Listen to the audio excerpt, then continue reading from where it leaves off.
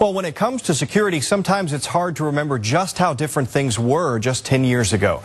To talk about the changes since 9/11 and the differences they've made, Fox 26's Jose Grignon sat down with Houston Congressman McCaul McCaul.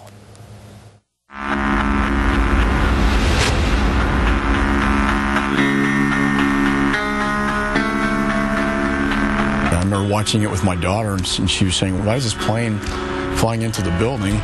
At that time, I knew it was a second plane, and I realized it was more than just an accident. Texas Congressman Mike McCaul serves on the Homeland Security subcommittees on border and maritime security. He says there were warning signs leading up to 9/11.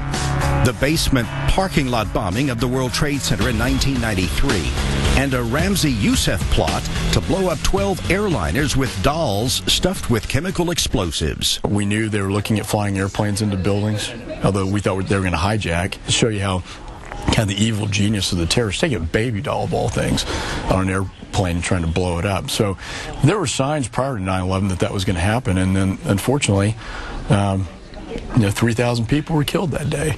We can't afford to let that happen again. The Department of Homeland Security, U.S. Customs and Border Protection, was created after 9/11. The agency has more than 20,000 officers stationed at 300 airports, seaports, and at every border crossing in the U.S.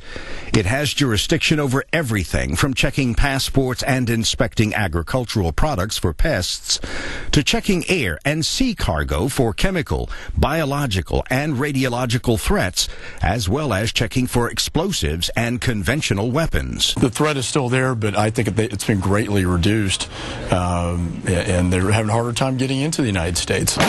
And other efforts against al-Qaeda and other terrorist groups have taken place overseas.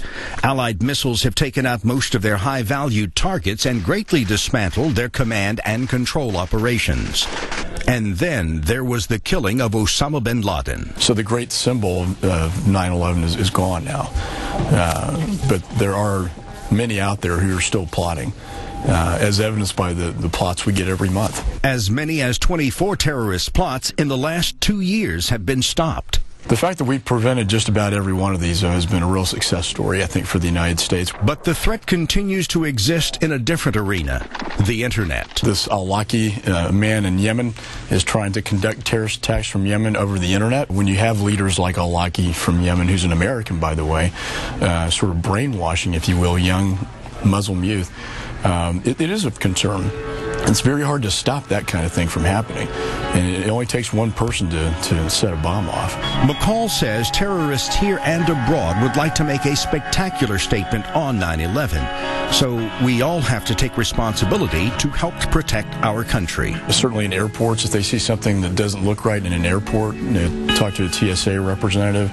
There are a lot of eyes and ears out there, the American people, and they're probably more likely to see something before law enforcement. And I think if you see something suspicious, report it. And a citizen reporting a suspicious vehicle in Times Square prevented what could have been a tragedy. We are safer. People say, are we safe? Well, we're safer, but we're never safe. We never are. But we have come a long way in terms of our national security and border protection since 9/11.